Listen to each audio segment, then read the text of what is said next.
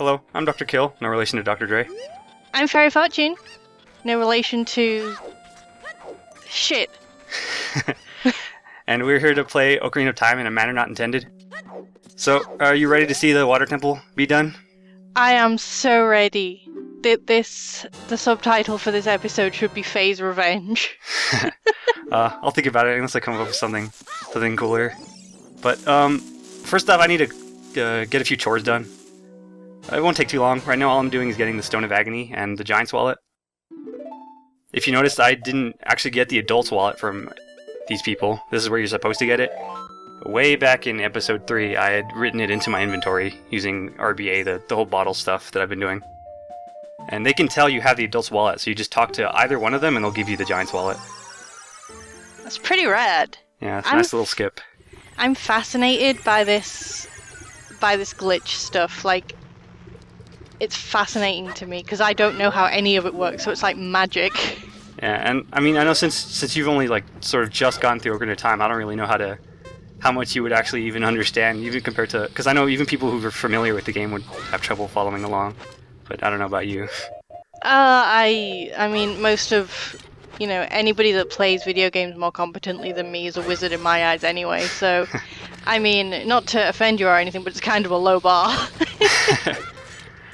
Well, I crossed the lava gap right there, because you can't get across that as a child, and I'm here to get double magic fairy. And normally you have to get past these rocks. Do you remember how to get past them? Yeah, you bomb them. Or Well, I just side hop right through. You vibrate wildly against the wall. Yeah, that's how I did it as well. Yeah. Yeah, normally you need the hammer, so you can only get this as adult. So I wanted to show off that you can get this as a child. We won't be watching the whole cutscene because it's not very special. So unfortunately we won't be able to see the Great Fairy. Oh no, we're spared her great visage. Yeah. So you can also actually the super slide, the bomb slides I've been doing. You can actually do that through the rocks. That gives you enough speed so that the game can't really calculate a collision against the rocks properly. Oh. So there's a couple of ways to get in there. You can also even do one of those really long bomb jumps that I do, the mega flips, the mega side hops. You can do that in there from higher up. A lot of different ways to get in there without the hammer. So really, there's lots of ways to do it. It's just pick your poison, really. Yeah, I just did the way I think is the funniest, where you could just side hop in. They're frame perfect side hops, but if you mash A fast enough, you can get it. Basically, it's just a bit tough. You just vibrate against the walls. Yeah.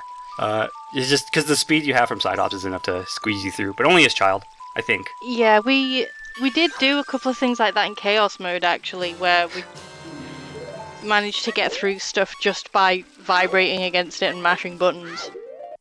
Yeah, it works for a couple of things. Well, I say we, but I had nothing to do with it. You were there for moral support. Yeah, sure, let's go with that. Alright, well, that was all the chores I had to do. We're going to get into the water temple.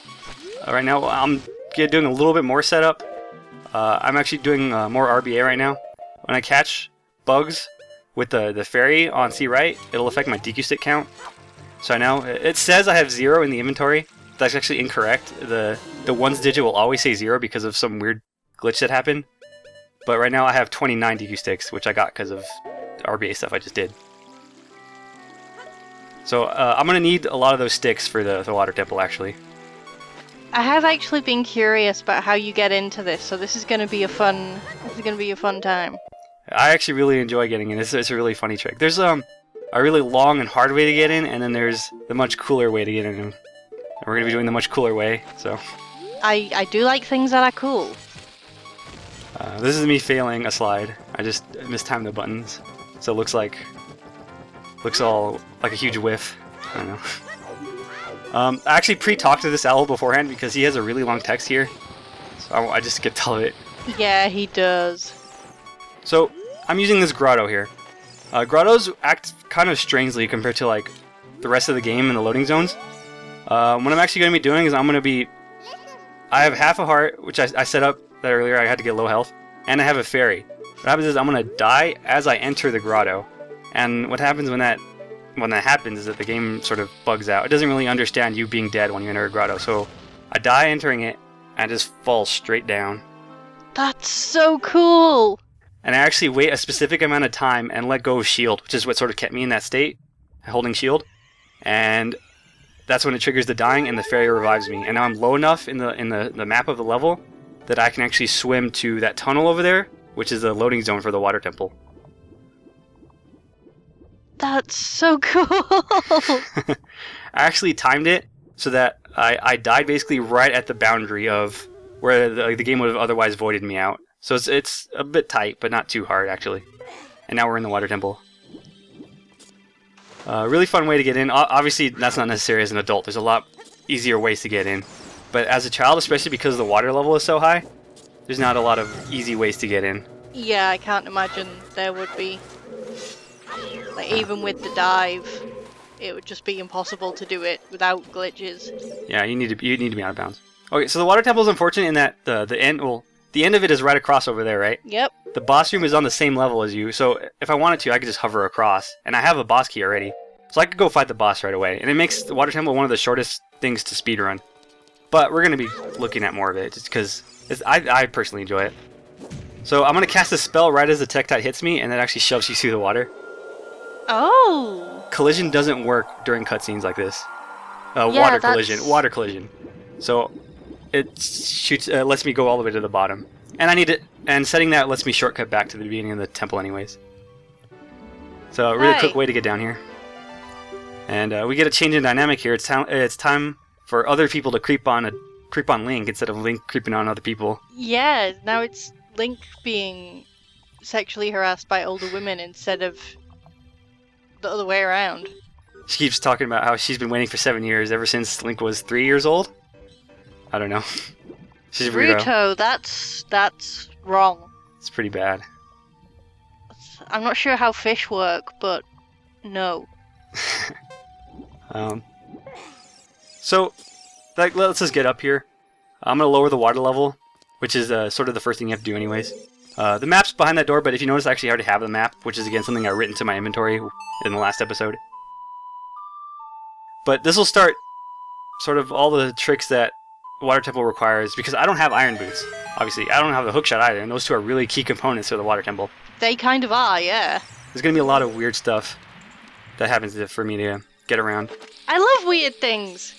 The first thing is, you see that ledge down there? You remember that there's a small key there. A lot of people miss it, so I'm told. I do remember that ledge. Chaos Argate and May were very, very adamant that I get that. Yeah, well, normally you're supposed to raise the water level up to halfway or whatever, but if you side hop and target the wall as you're falling, you actually get enough momentum to land on the ledge. Oh! It's a neat little trick. That one works as both adult and child. You can also use hover boots too, which I can't use as a child, but it just basically lets you skip having to raise the water level up to midway. Okay. And lets us get that small key pretty quickly. And there's a lot of keys in this temple, so we try to get as many as we can. And this puzzle is easier. Since Young Link can use DQ sticks, he just lights these torches. Normally, you don't have to shoot arrows or anything. I can't shoot arrows anyways, but... I think I used Din's Fire for that puzzle, actually. Yeah, I was trying to save magic, but I do need Din's Fire for this, because as far as I know, Young Link can't kill those clams. Nothing I tried hurt them. It's very weird. Also, I didn't think for even a second to use Din's Fire in this room. I was actually it was just something I sort of stumbled into. I was like, how do I kill these things? I really need to kill them. So I was just trying everything, and Din's Fire worked. I mean, that was when I previously tested, not during this. And then we Feroz went back up to the top. So that was sort of a double shortcut, I guess. Let us get through the water, and then let us get back to the beginning. Very fast. The water level's still all the way down the bottom, but if we do some flips like I just did, it lets us get across. I think normally you're not supposed to be up here when the water level's low. I don't know. Yeah, I think if you're playing this, glitchless, I don't think you're supposed to be able to get up there when the water level's low, no. There is a way you can actually hookshot, but you'd have to be on the second level, and you hookshot up to the top, and it's a bit tight, but I think it's not intended, so yeah. But because I have so many cool little jump tricks with bombs, it lets us actually get to the song block I'm trying to get to right now, the one that actually raises it back up. Normally you're supposed to go on some little adventure in the dungeon to get over there. Oh yeah, that little adventure.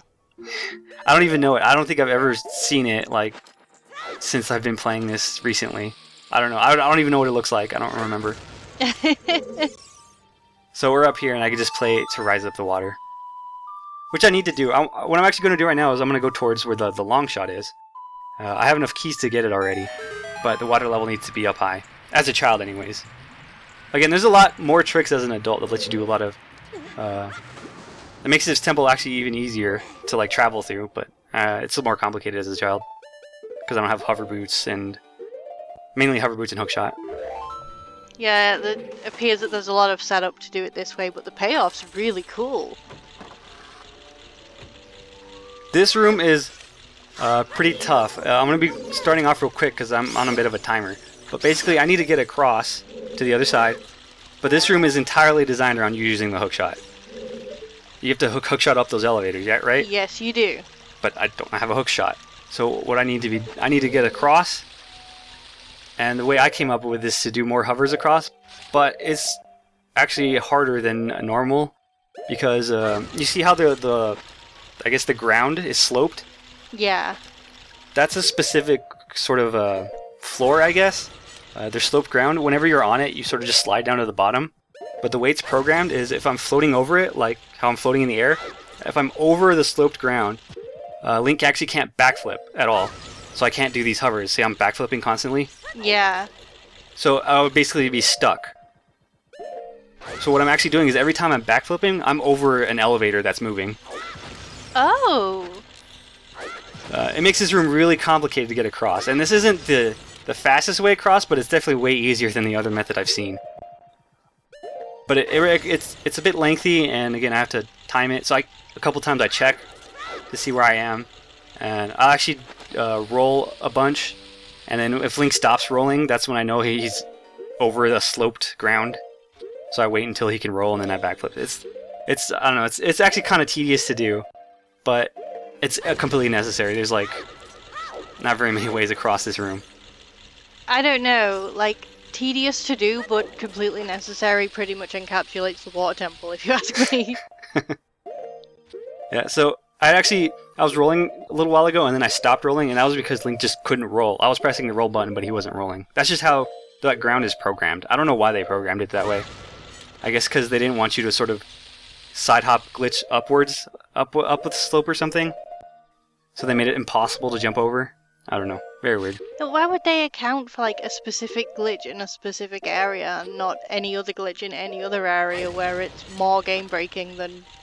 I don't know. Because I'm not saying they're accounting for what I'm doing right now, but if you're on the slope and you could side hop, maybe you might be able to side hop all the way back up to the top or something. Maybe.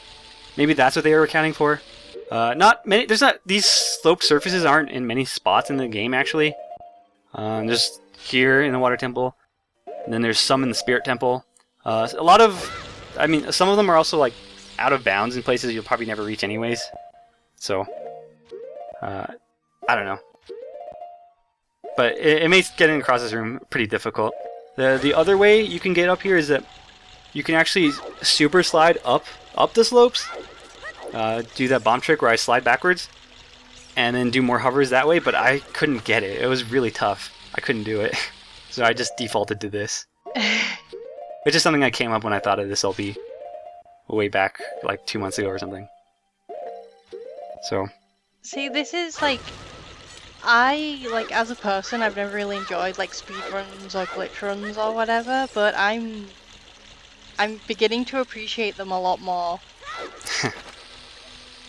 It is tough, and I don't know, like, again, this is something I didn't even know I could do until I thought about doing the LP. I just like, how do I get across? And I just thought, oh, let me just do a lot of bullshit, and it ended up working. Now we're across. Just do stuff until it works. Yeah. And again, I had to wait. So those elevators right there are like specifically moving, so I had to keep waiting for them to be below me to backflip.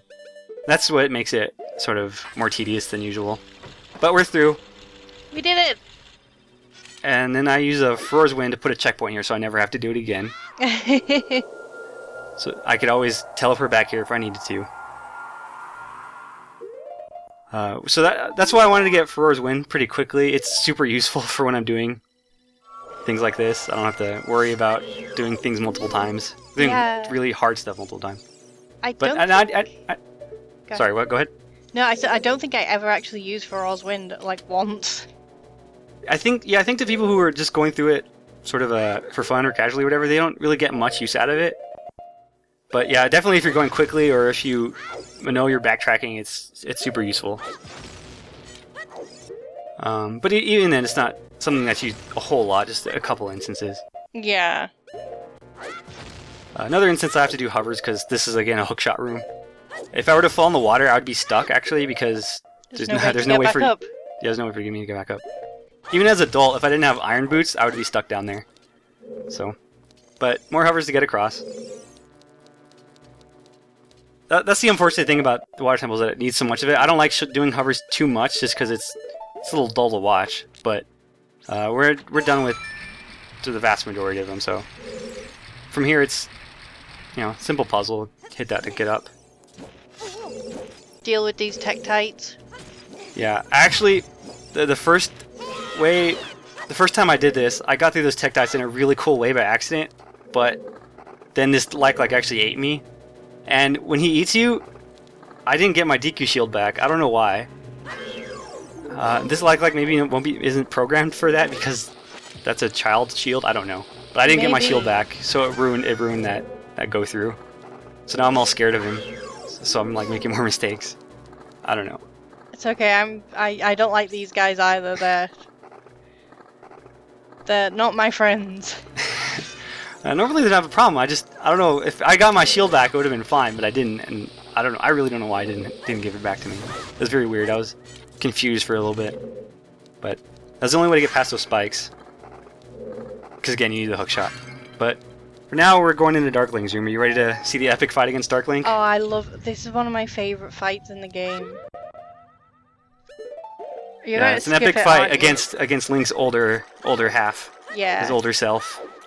But do you know Darkling's greatest weakness? Big Goron sword? Nope, DQ nuts! See?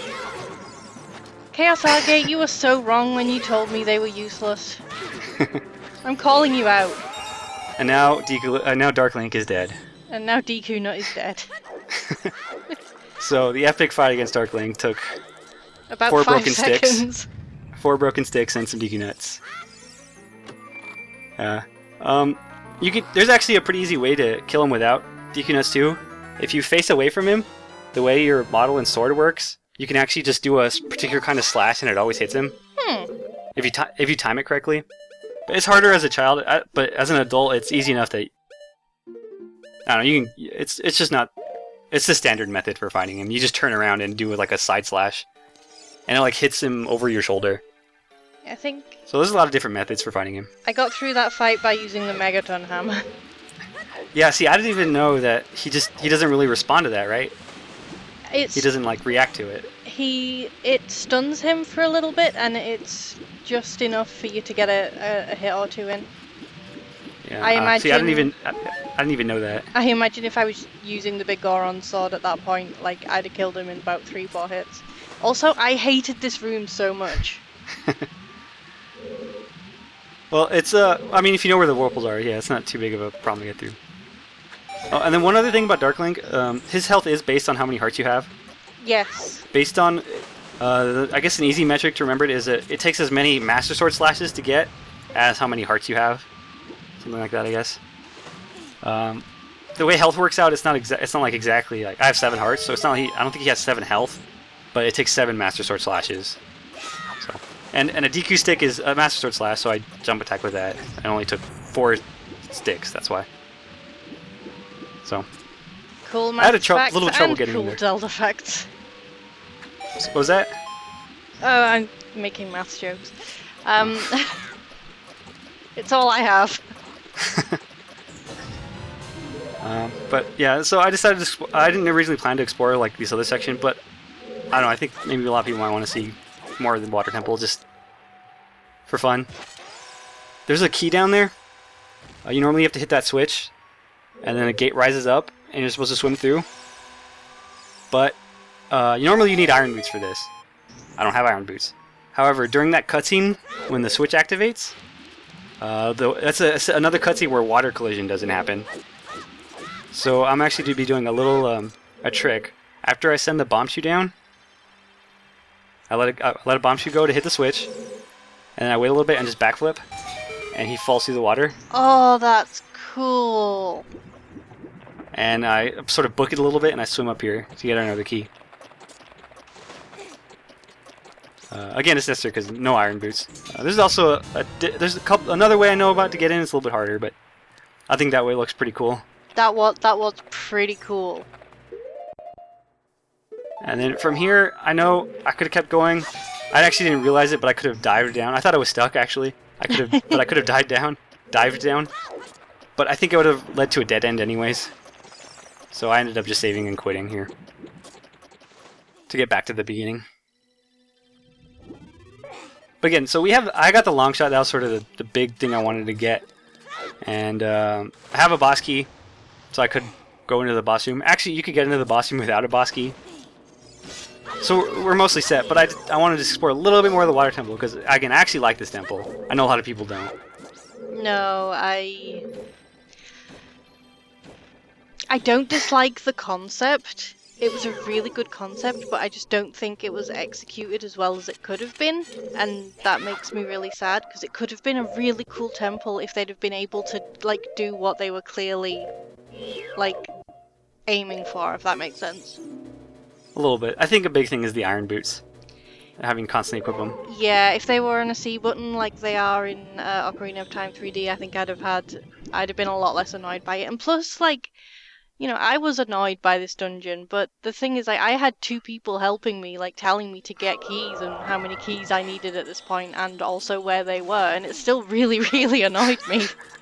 So yeah, it is definitely the iron boots and not the puzzles and the water level and stuff like that. Well, it happened while we were talking, but I did another way to get down to the bottom. I just did another Navi dive, which I've shown off before, just in a slightly different way. Again, if you're talking to Navi, water collision doesn't happen, so you just fall to the ground. And then I just sped up, and then I sped up lowering the water level, just to show off a little more stuff. I'm in the middle section here. I think normally you're supposed to go through the bottom with a small key, but I sort of skipped the small key.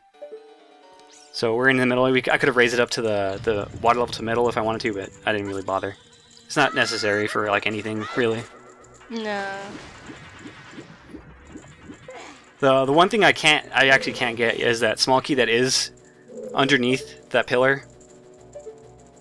You are supposed to raise it to the water level and then use iron boots, but there's not really a way to get that as a child. Yeah, I say we. This is all you, and it was in the past. So. So for now, I'm just gonna go get the boss key. I already have it. Like I said, I wrote it in, but I want to show you can actually just get it as a child. I need to do more hovers to get across. That time I actually angled myself against the wall so that my backflips weren't as long, as far backwards. Just a small little thing, because you can't normally just backflip. Oh god, this room. Yeah, see, this is part of the dungeon I'm not really familiar with. I don't do this section very often. It's generally never necessary for any kind of speedrun. Especially this room too. Luckily, we have a lot of a cool trick. I'm gonna actually bomb flip across, mega flip across. Oh boy. Yeah, this is especially good because I have no idea how to do this room at all. I don't think I've done it. I might have done it as a kid, but ever since I've been older, I've never done this room, so I wouldn't know how to do it. I would be so confused. I think I might not be able to actually, because I think you need a strength upgrade. I'm not sure. I don't have the power bracelet, the very, very first one. I think you need that. I don't actually remember. I remember the room, it's just I can't remember what you do in it. Yeah, I'm just not sure. Again, I haven't done it, as far as I'm concerned, I've never done it. I don't know.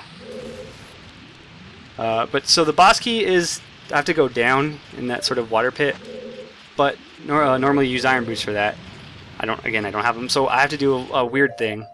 I'm actually going to flip onto that Skulltula, and it's going to hit my shield and let me hover off of it, so I'll be floating. Oh! So, because it's any damage source will let you hover. It's just bombs are the ones you have, so I'm floating. I could get that if I had the boomerang. What I'm going to do is pull out my sword, and that gives me enough momentum downwards to actually go underneath that ledge there. I don't think there's another way to get over here, so I had to do that. But it lets you get to the boss key, which is behind this door. So I'm just like sitting here fascinated by all this. Yeah, so now I have 2 boss keys, I guess. I don't know. It doesn't really distinguish you having the 2 or anything. But that's about as much as the water temple. The actual dungeon I'm going to show off. There's a little bit more, obviously, but it's not really worth it. I've gotten all the key components. Oh, except for the compass. I didn't get the compass, but again, I didn't really feel like that was super necessary. No, you knew where you were going. Ish. But I get these fairies for Morpha, because Morpha is actually a pretty tough fight as a child. Morpha, again, is designed around the hookshot. I don't have that, so I have to do other methods, and it can get pretty tough. So I got 2 fairies to prepare. Yeah, I'm like when you told me like, do you want to commentate over Water Temple? The thing I was most excited to watch was how you dealt with morpha. Actually, like, it's literally impossible without the hookshot in a normal playthrough. Yeah, and I mean, and also you get the longshot in this temple, but you only need the hookshot for morpha. I guess the longshot is just slightly more helpful, maybe. Yeah. But the hookshot is enough. It doesn't really distinguish or anything. Because with the hookshot, you can defeat morpha really quickly. The typical speedrun tactic is to just get her in a corner and slash her a bunch. And she can't really escape. But I have to do a different method. I will show off first that while I have a boss key, you can skip the boss door. It says open right now, so I could just open it. But if I hover upwards, more hovers, if I hover up against the door and get high enough, just high enough, I don't know specifically how high, if you jump slash into the door for whatever reason, the collision doesn't work properly, so you actually just jump slash straight through the door. That is a pretty cool way to make an entrance. Yeah.